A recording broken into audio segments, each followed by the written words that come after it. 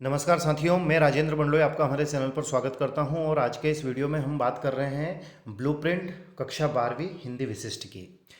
पिछले वीडियोस यदि आपने नहीं देखे हैं तो उन वीडियोस को ज़रूर देखिएगा। पिछले वीडियो में मैंने class 12th English MP board की ब्लूप्रिंट को डिस्कस किया था।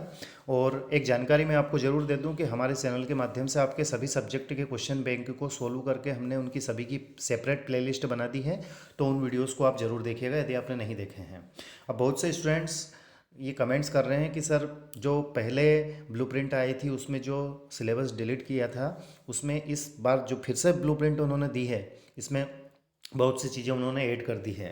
तो चलिए इस ब्लूप्रिंट को थोड़ा समझने का प्रयास करते हैं। आप चैनल माफ़ कीजिएगा, वीडियो को अंत तक देखिएगा। साथ ही चैनल पर यदि आप नए हैं तो चैनल को आप सब्सक्राइब करें और आपके फ्रेंड्स, रिलेटिव, क्लासमेट्स के पास इन वीडियोज़ को शेयर करें। 2020-21 की यदि हम बात करें तो हायर सेकेंडरी में आपका हिंदी का जो पेपर रहेगा वो 100 नंबर का रहेगा। समय 3 घंटे का रहेगा।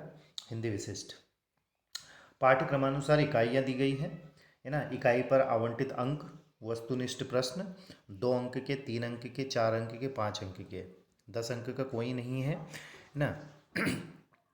उसके बाद में कुल प्रश्नों की संख्या इधर दी गई है। जैसे इसमें पहला दिया गया है गद्य, खंड, पद्य, साहित्य। तो इसमें कुल मिलाकर 8 प्रश्न पूछे जाएंगे, ठीक है। उसके बाद में दूसरी इकाई की बात करें हम, है ना, क्रमांक 2 दिया गया है इसमें। जैसे गद्य खंड है, ये पद्य खंड था, है ना।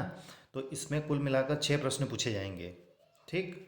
अब बात करते हैं हम सहायक वाचन की। तो सहायक वाचन में जैसे दिया गया है विविध पाठों की विषय वस्तु तथा अंचलित भाषा के प्रश्न। कुल मिलाकर कितने पूछे जाएंगे? 2 प्रश्न पूछे जाएंगे इससे रिलेटेड। काव्य बोध की बात करें, माफ़ कीजिएगा, भाषा बोध की बात करें, इससे भी 2 प्रश्न पूछे जाएंगे, ठीक है। टोटल जो अंक पूछे जाएंगे वो 10 अंक के पूछे जाएंगे। तो आप इसको अच्छे से स्टडी कर लीजिएगा।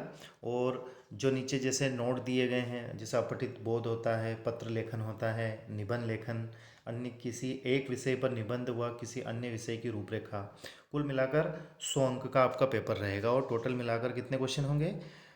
28 क्वेश्चन होंगे, है ना। उसके बाद में हम बात करते हैं कम किए गए कम किए गए पाठ्यक्रम की विषय वस्तु। ये इम्पोर्टेंट है ना। तो कक्षा 12वीं हिंदी विशिष्ट की बात करें तो जैसे इसमें इकाई दी गई है। पद खंड की बात करें तो इसमें पदावली भक्ति, है ना, जिसके लेखक कवि का नाम क्या है? मीराबाई है। इसको कम किया गया है। उसके बाद में पद्य खंड में भाई बहन वात्सल्य, गोपाल सिंह नेपाली की है ये, है ना। तो इसको भी कम किया गया है। उसके बाद में बात करें तो घनानंद के पद, है ना, घनानंद इसके लेखक कवि हैं, है ना। तो इसको भी कम किया गया है। अमृतवाणी, नीति, कबीरदास, इसको कम किया गया है। उसके बाद में गीत, प्रकृति चित्रण, जयशंकर प्रसाद, इसको कम किया गया है। और अरे तुम हो कालों के भी काल, शौर्य और देश प्रेम, बालकृष्ण शर्मा नवीन, इसको कम किया गया है। फिर पद्य खंड में बात करें तो देखो मालिन मुझे ना तोड़ो, शिवमंगल सिंह सुमन। फिर पदखंड में विविधा एक, सूर्यकांत निराला, गजानन माधव मुक्तिबोध। और फिर पदखंड में विविधा टू, नदी के द्वीप, अज्ञेय, इसको भी कम किया गया है। फिर बात करते हैं गद्य खंड में मैं क्यों लिखता हूँ, राम नारायण उपाध्याय एक निबंध, इसको कम किया गया है। फिर इसी गद्य खंड में रंगोली निबंध, डॉक्टर शिव प्रसाद सिंह। गद्य खंड में तात्या टोपे एकांकी, डॉक्टर सुरेश शुक्लचंद्र। गद्य खंड में खेल कहानी, है ना, जनेन्द्र कुमार। उसके बाद में सहायक वचन में नैनो टेक्नोलॉजी संकलित, इसको कम किया गया है। सहायक वचन में छोटे छोटे सुख ललित निबंध, इसको कम किया गया है। सहायक वचन में फिर तन हुए शहर के, तुम थक ना बैठो, नवगीत सोम ठाकुर। और इसके बाद में यदि हम बात करें तो उन्होंने यह भी दे दिया है कि कौन कौन सी विषय वस्तु है जो आपको पढ़ना है ना, जो कि ब्लूप्रिंट में हम पहले ही देख चुके हैं, ठीक है दोस्तों। तो अच्छे से डिटेल में आप इनको स्टडी कर लें और अपनी तैयारी ब्लूप्रिंट के अकॉर्डिंग करें। अब बात तो बिल्कुल सही है और हम भी इस बात को समझ रहे हैं कि आप भी कंफ्यूज हैं। आप ही नहीं, सिर्फ शिक्षक भी कंफ्यूज हैं कि आपको कैसे पढ़ाएं और कैसे पढ़ाएं। तो एक सीधा सा और सरल तरीका मैं आपको ये बता रहा हूँ कि पुराने पैटर्न के आधार पर एग्ज़ाम होंगी। तो जब तक आपकी प्री बोर्ड एग्ज़ाम होती है तब तक तो आप है ना, सभी चीज़ों को पढ़ें। जैसे पिछले जो डिलीट किए गए थे उनको छोड़ दें, और उनमें से यदि कुछ इसमें शामिल किया गया है तो उसको भी आप पढ़ें। क्वेश्चन बैंक के ऑब्जेक्टिव टाइप क्वेश्चंस आप पढ़ें।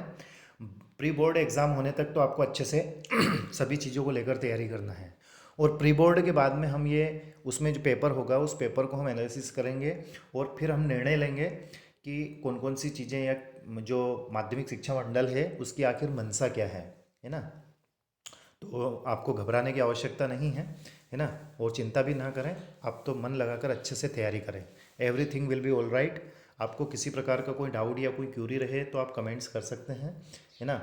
हम कोशिश करेंगे कि आपकी समस्याएं हल कर पाएँ। ठीक है दोस्तों, हमारे इस चैनल के माध्यम से आपके लगभग सभी सब्जेक्ट के क्वेश्चन बैंक को सोल्व करके हमने प्लेलिस्ट बना दी है। तो उन वीडियोज़ को यदि आपने अभी तक नहीं देखा है तो उन वीडियोज़ को आप ज़रूर देखिएगा। ठीक है दोस्तों, thank you very much for giving your valuable time, and please take care of yourself. अपना ध्यान रखें, अच्छे से तैयारी करें और चिंता ना करें। Thank you very much. Thank you once again.